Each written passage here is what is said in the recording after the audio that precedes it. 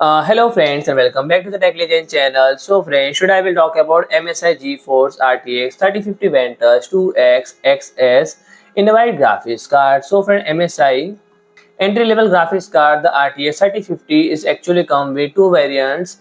And the card presented here is original 8 GB model, the RTX 3050 Future, a GA106 150 GPU with 2560 CUDA cores, and the model has 8 GB of GDDR6 memory across a 128-bit memory bus and 130-watt TDP graphics card. The MSI Ventus 2X is already available in black color scheme, but this slightly modified XS variant is also repainted in white, appeal to both front and back.